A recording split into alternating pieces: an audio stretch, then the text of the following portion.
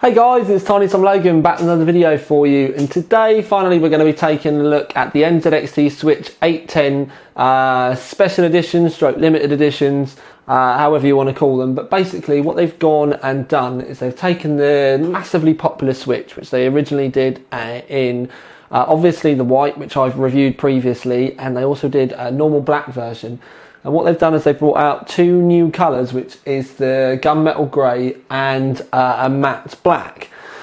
Now, it kind of puts me in a little bit of a predicament because obviously it's basically the same case. Essentially is the same case. There's only really one thing that's been changed on the case, and that's kind of come out from my review previously with something that I criticised them on.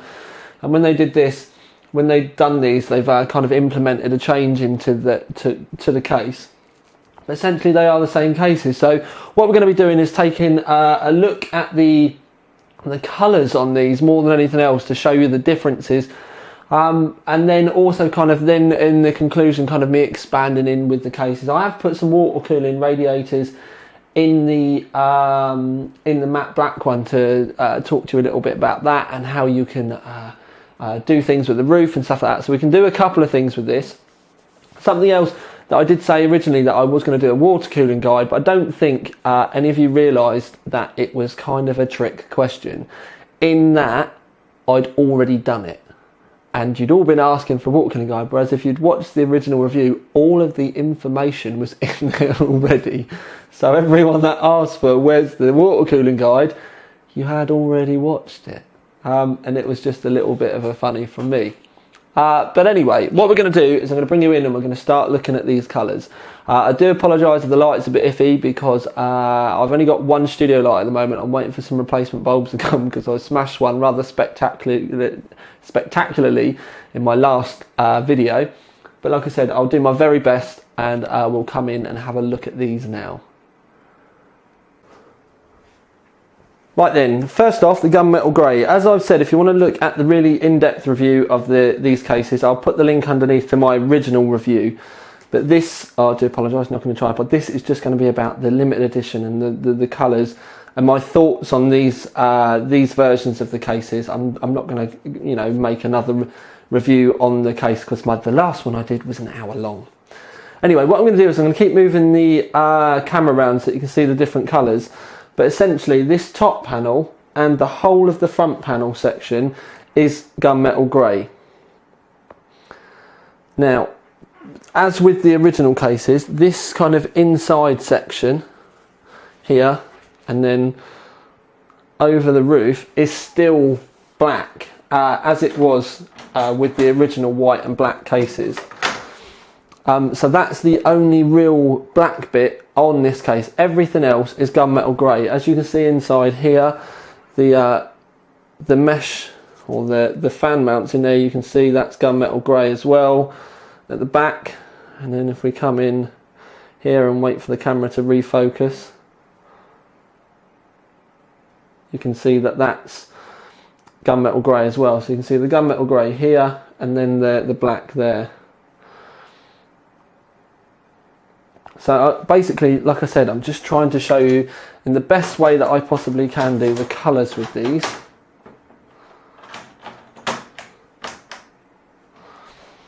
What I'll do now is I'll rejig the camera and give you another look. Right then, quite a good clear representation there of the gunmetal across the top, then the black section, and then we move back into gunmetal down the sides again, obviously the side panel, and this strip here is part of the roof. Now that strip there, in the camera, at least from what I can see, this strip does look ever so slightly darker, and to the naked eye there may be a shade in it, and I do mean a shade in it, but that's just coming from my kind of body shop kind of background. It's ever so slightly different. Whether that's just because it's slightly thicker on the sides or something. The side panels are the same material and they're powder coated. This is plastic, but there's really not a lot in it, to be honest with you. If I come from a different angle and look up, there's not a massive amount in it. and as you can see that there is actually a difference in colour between the side panel and this kind of roof section. But to my eyes, the side panel and the plastic are almost identical, and I do mean very literally almost identical. When you kind of stick the side panel up against it and you get it in the same sort of light, don't forget, as you twist it round and catch the light, it's going to change colour anyway. But there really isn't much in it, and I do mean really not much in it at all. Sometimes with especially coloured plastics like this, you can get an immense amount of difference between the powder coated material and then the plastic material, as you'll see with the black one, because the black is actually there's a lot of difference in that. This, next to nothing at all.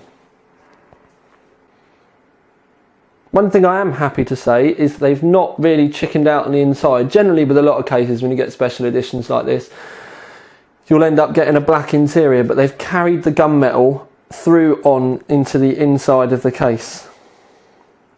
So you can see that the gunmetal colouring is all on the hard drives, up the back of the motherboard tray. It follows right the way through. And there is actually quite a good way of showing that you can see that there's not a massive amount of difference between the colours again. You can see that we've gone on into the roof section. You can see this roof section. There's not a lot between that and the plastic. It is quite a difficult colour to be able to show on camera, because obviously with all the angles you get a slightly different shade of grey. So hopefully my explanation will be good enough for you. The grey is just brilliant. There's only a couple of places that for me being really critical about it, there's an ever so slight shade difference, but that's only, like I said, because I'm used to colour matching cars and things having to be absolutely perfect. With this, it's so close, it's unreal. The grey is definitely the better of the two. Thankfully they've not really messed with anything on the inside of the case, because it was brilliant. You know, the first case was awesome. They didn't need to change it. All they've really done is change the colour, which I'm actually quite happy about, to be honest with you. I am a big fan of this Gunmetal one. I don't want to go too much into it because I want to talk to you about it in the conclusion, but essentially it's a Gunmetal Grey Switch 810. It's about all I can say with it, really. The colour works. You can see that when the camera decides to focus, it will get there, I'm hoping. It really does look nice. I do like the mixture of the silver and the black as well. But again, kind of going into a conclusion now, but I do need to spend a little bit of time on the black one. So we're going to move on to the matte black case now. Right then peeps, as with the gunmetal case, we've still got the normal black section down the middle, but then we've got a matte black top and front, and then matte black sides, and then door and internals. But something that I want to show you, hopefully I can get the camera zoomed in and set up nicely. Right, there we go. What I'm going to do is just flip this around just so I can talk to you. In the camera, as I see it at the moment, is how my eyes are seeing this. Now, we would expect this, the original black section that goes down the middle, to be a different shade to the plastic, because obviously the plastic that goes over the top is meant to be matte black, and it is, and it works quite nicely. Really like that, really like the front. My problem is the matte black plastic on the top, the matte black plastic on the side, and then what's supposedly a matte black powder coat. They're three different shades altogether, to the point that I really liked the idea of the matte black, really did.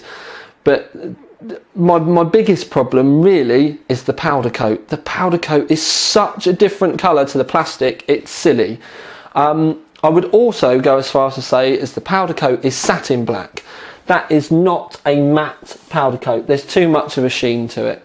And it's such a different shade. I would almost go as far as to say that the powder coat part, like the metal part of the case, is black.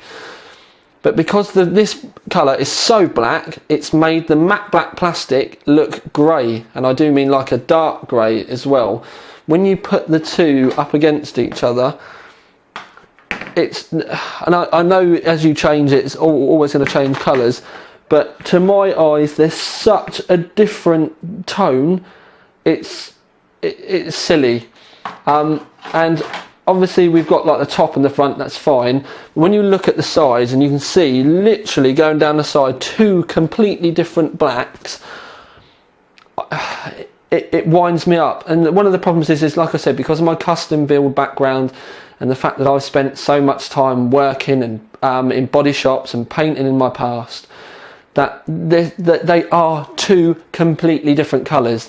This kind of looks like a dark black, even quite a light black, but this is grey. That is, I could not ever really call that black. It's a dark grey at very best, but they're so different in the colours. For me, it really doesn't cut the mustard. And it's sad for me to say this because I've worked so hard with NZXT again, that I just hope that they can get this fixed. I don't think they will. Many of you may not really be that bothered about it, but for me it's just too much of a difference in my eyes.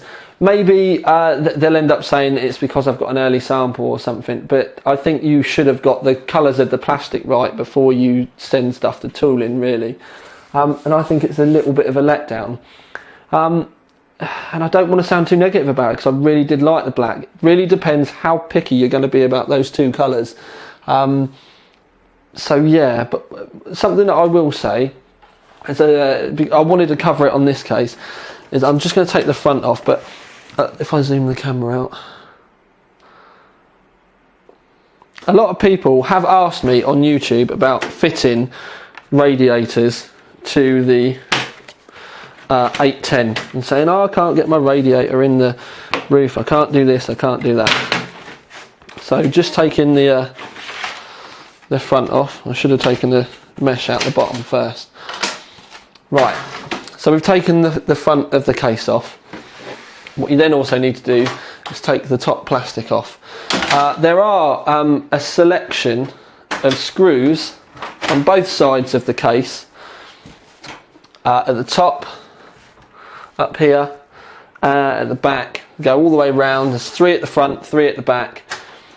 You'll need to take both the doors off, but basically once you've got all those off, you'll see all the screws around the top, and then basically what you can do is lift the roof off in one piece.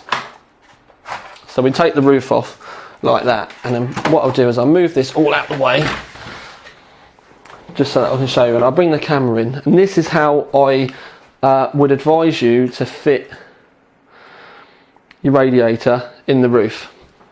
I always have the tops of my cases exhausting. I know a lot of people will say it's warm air, yada yada yada. It doesn't bother me. Heat rises, heat comes out the top, simple. No arguments there. But it's up to you which way round you want to put it. If you want to do it the other way, that's completely down to you. But fans on the outside. And then what you do is you bolt the radiator on the inside like that, and that's it. Especially with a 60mm thick radiator like this, it's the easiest way for you to get it in the case, to the point that you may not be able to get it in the case any other way, because it needs to be dropped down in because of the top of the optical bay. Some people have also said, oh, I can fit a couple of fans on mine, I just can't fit one at the front, so I can almost get push-pull. Well, for me, you either have all 3 or you don't. There's no ways around it. Without modding the optical bay, you can't get this 3rd fan on.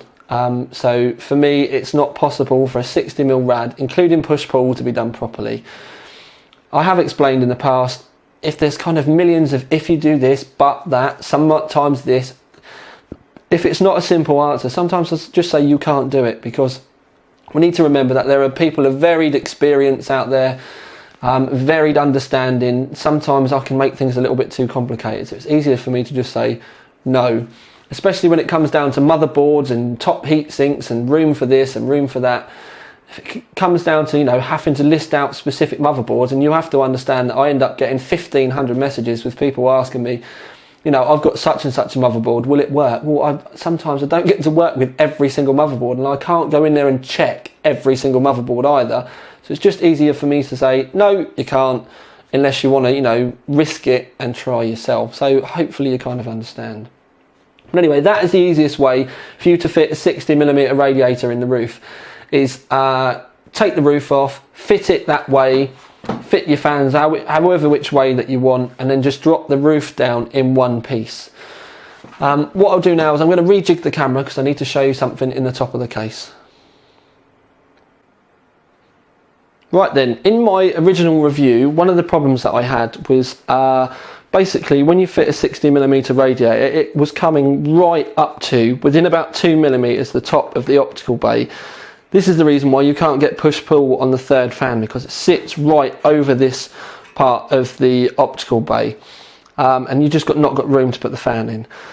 Now, another problem with it sitting so close to the top of this was there was no room, even if you've got your fans on the outside, for it to be able to pull air through. Now, what NZXT have done, specifically because of the criticism in my last review, is they've added these cutouts to the top of the optical bay. Now, obviously, you still need to then make sure that you don't have like a bay reservoir or something completely covering the top of this. But you have then still got the option that you can get airflow through the top of the optical bay there to be able to feed a little more air to your radiator. So that's pretty good. Now, obviously people could say that you could have cut it out. One of the things I did say to them was I thought they should have just had movable bars, because if you take this whole section out, it can make the case flimsy. And I thought that they could have had movable bars in here so that you could have screwed them in as and where you needed to add a bit of rigidity, but then you could have still got, if you'd wanted, that third fan in. But they come to a compromise and they've done this, which with a single set of fans you're going to be perfectly fine anyway. For those of you that are really that fussed about push-pull and have got room at the top of your motherboard to be able to get them in, you can obviously just make a few cuts with your Dremel and just run it round, and I know many of you have done that already anyway. So that's just another kind of little thing that they've made a little bit of a change to this case to be able to have done that. Now again, I'm going to rejig the case and show you something else. Something else that was brought up in the original review a lot was, can we fit a radiator in the bottom, say for argument's sake a 240mm radiator, which is what we've got fitted there. It's a Phobia G Changer 240, which is a 60mm thick rad. Can we fit one of those radiators in the bottom but still keep a hard drive bay? And the answer is yes, which is what I've done here today, just to kind of show you that it's there fitted. I still stand by you're going to have to be very careful with your power supply length. I personally think about 160mm is going to be your maximum, and still having, decent enough room to be able to get your cables through. Something else that you need to be very aware of is we've got the barbs for the radiator here. If you turn them round, it's incredibly close to the front of the case, to the point of the fact that with this radiator you cannot turn it round the other way. So that's something else that you need to kind of keep in mind as well. Obviously a great thing is the fact that you have got a fan filter in the bottom, so that your radiator there can be kept fairly cool. Can have obviously your hard drives in here. This is still removable, can still be slid out, can still be used as normal. If I remember rightly, there's either 3 or 4 3 hard drive cages in there. So you can still get a fairly decent amount of hard drive cages in there. That can also still be with the fan blowing over them at the front as well. And then that also means that you've still got the angular fan that you can run here as well. I personally, I think having push-pull in the bottom is a great idea, because you've obviously got enough room, plenty of clearance for the motherboard as well. But unless you're running a lot of mechanical hard drives, I would tend to remove this altogether. Personally, that's just a personal note for me. The way I would tend to swing with it probably would be most people have only really got one mechanical hard drive anyway, and a solid state drive. So a 2 or a 3 terabyte storage drive, which you can easily get in one of the optical bays, and that would be the way I would go with it, like I said, personally. But at the end of the day, peeps, it's completely down to you how you want to go about yours and how you want to go about building it. One thing I would do though is, rather than just rushing into your rigs, is give yourself a little bit of time to think about how you want things to be laid out, how you're going to go about wiring things as well, so you don't have to use too many extensions and stuff like that. It really is all about planning. But anyway, we've obviously stripped this one down a fair bit, so it's something else for you to kind of maybe take note with. I'll move the camera back a little bit so that you can see. That's the case with obviously the side panels off and the roof panel off. I'll give you a slightly different view of it. It may help you with your kind of water cooling long term. Something else that I did mention in the original review, which is something you should also consider in this review, is I mean, there is the cutout on this end that may line up with your barbs, but 9 times out of 10, if you're going to be using a 60mm radiator, you are going to end up having to have your barbs at the back of the case, just because of the top of the optical bay there. You'll run into even more problems with the optical bay when you start to think about maybe if you're going to be using a bay reservoir, so a like a dual bay res or something like that with a D5 or something in there. You start running into even more problems, and this is even more of a time when you really are going to have to start thinking about planning your rig, not necessarily just with this case, but with all cases. But what I'm going to do now, so I don't want to go too much into it, because I want to give you a good chat about my thoughts on these, and then also give you a bit of advice on rigs in general. So let's move on to the conclusion. Right then, peeps, on to the conclusion for the Switch 810 kind of limited edition colours. Now, we've obviously got 2 different colours, and if I had to pick my favourite, before they arrived, I would have said that I was going to like the matte black more. The thought of the matte black and the you know, the kind of idea and the concept behind it was brilliant. Was really looking forward to it coming. I have to say, for me, the letdown with the matte black is the powder coat. Not that it's a bad quality, but it's just the colour for me is so far off the plastic matte black that it was a little bit inexcusable. And I wouldn't even go as far as to say that it was matte black as well. That to me is satin black. And satin black and matte black are completely different. And I mean completely different as well. The plastic is definitely matte. But the powder coat, even looking at it now, there's far too much of a shine on it. I even did have to get at one point, because I was starting to doubt myself that they may have got it wrong. Obviously back in the TTL days, I've got samples that I had made up, the strips of aluminium plate that I've had done in all the powder coated colours that I used to offer. And I got my satin and my matte black out, and I was kind of putting the satin and the matte black, and my satin black is literally almost exactly the same shade, sheen, everything like that. My matte black, very different. So personally, I'm a bit disappointed in that. That is, I do need to stress, this is me being incredibly picky though, and I do mean incredibly picky, because I've shown this to a couple of other people, sent them photos. People have even been round and seen it, and I've asked them about it, and they were like, I can't see it personally. So it may be me being a little bit overcritical. So I'll leave you guys to make your own mind up from the video. Hopefully the video will be able to show you well enough, especially when you blow it up in 1080p and you're not looking at it in that tiny screen like I was, that you may be able to see it, and you'll be able to make your own kind of informed decisions from what I've said to you. Am I being picky? Will it bother you? Only really you are going to be able to tell from that point of view. So now it's actually here, I would have to say my favourite is the gunmetal. The gunmetal powder coat, again, just on that little roof bit, ever so slightly darker, but really not a lot in it. And I can't stress enough how difficult it is to match a powder coat with a manufactured plastic shade. You may think, oh, it's just a colour shade, but just a tiny little bit too much yellow or a tiny little bit too much blue can make an enormous amount of difference in both the powder coat and the plastic colour. And honestly, it's an absolute, it can be mind-numbing to try and get the two colours to match. With white, for example, I know many of the companies out there it's easy to be able to get the white and the white plastic and the white powder coat to match. Over a course of time, the plastic can start to yellow, especially when it's left in sunlight. And so yeah, this isn't a new thing for people trying to get colours to match. But the gunmetal, they're almost perfect. The little bit of black, as you get with all of the cases, up the front and over the roof, breaks it up quite nice. But I really like the fact that they've taken the gunmetal grey inside as well.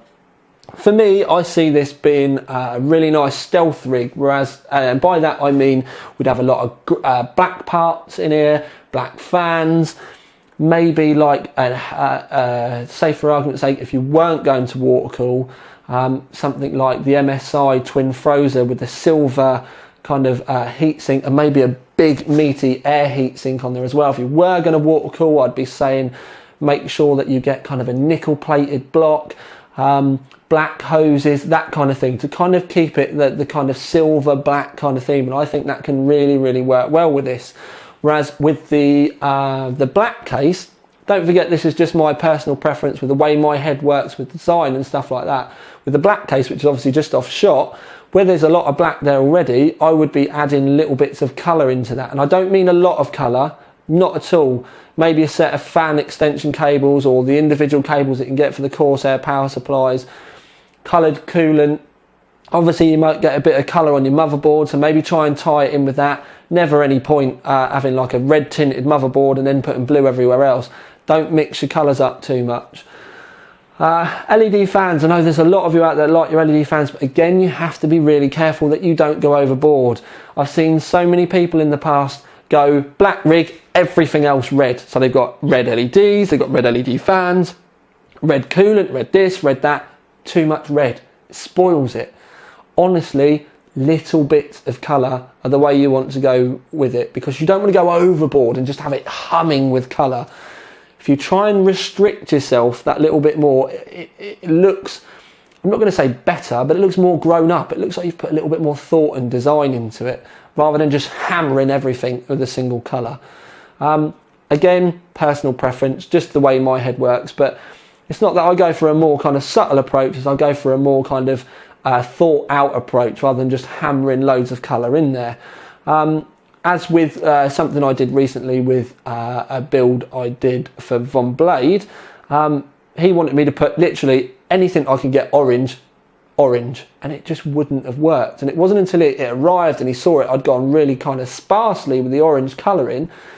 But when it got to things like the lights and stuff, I used white lights. And why did I use white lights, you might say? And that was because we already had orange coolant in there. We already had orange cables. Didn't need to put any more orange in there because it would have just kind of blurred the colours out. By then using the white lights in there, it just highlighted the other small bits of orange that are already in there. And that would be the way that I would go with the black case. Say for argument's sake, you went, as I said before, with red. So you've got a bit of red coolant in there, whether you go for like a Mayhem's Pastel, or whether you just go with like a normal kind of clear coolant with dye in it. You can obviously go down that route. By adding the white coolant, you're then by going with white lights, you're then picking out the cables and the coolant that you've got in there. If you then start adding like loads of red fans in there and stuff, it can get a little bit complicated.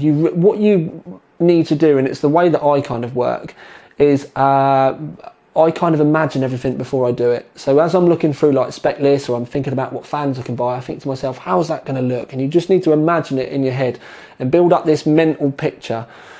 Obviously, again, design is a very personal kind of thing, and I'm just trying to explain how I would go about it. It's not necessarily the right or the wrong way, it's just how my kind of head works, but I'm just kind of trying to lead you down the path, that the way I work, so that you can maybe then use it to your advantage, or maybe even use it to kind of tweak your own kind of theme to work better for you, rather than making expensive mistakes and having to buy stuff and numerous amount of times.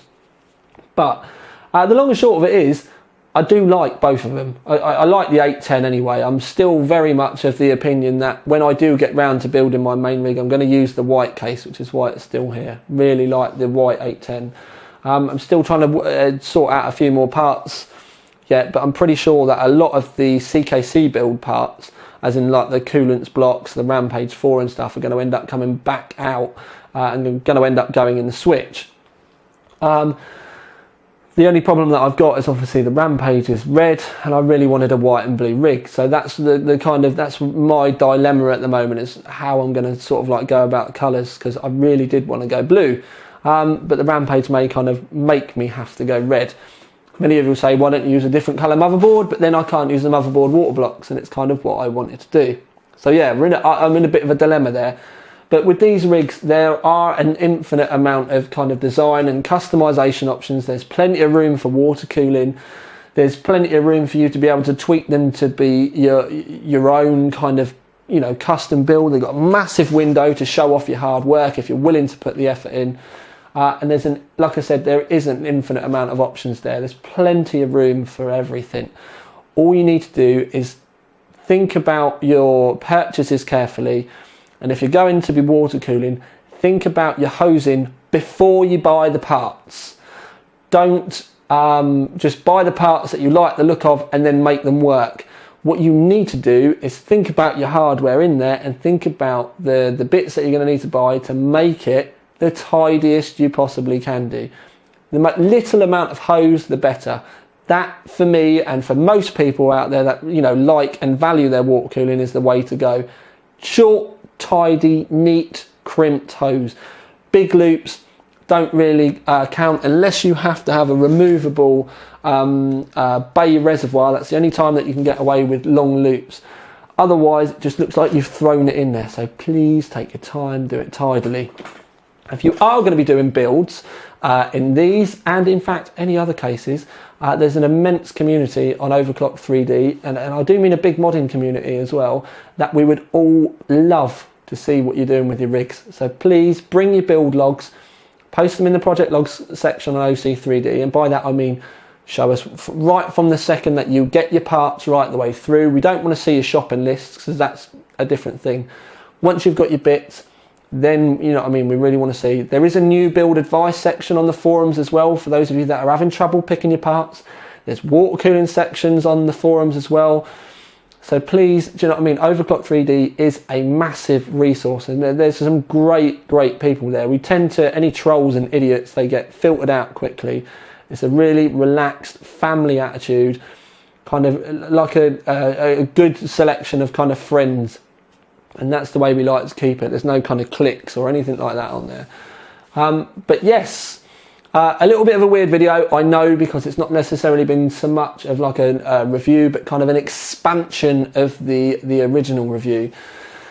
So yes, I'm going to leave the video here now. I'm going to love you and leave you. Definitely going to be needing to hurry up and get the lights, because things are a little bit dark in here. I can see that. Can't really do much about it at the moment.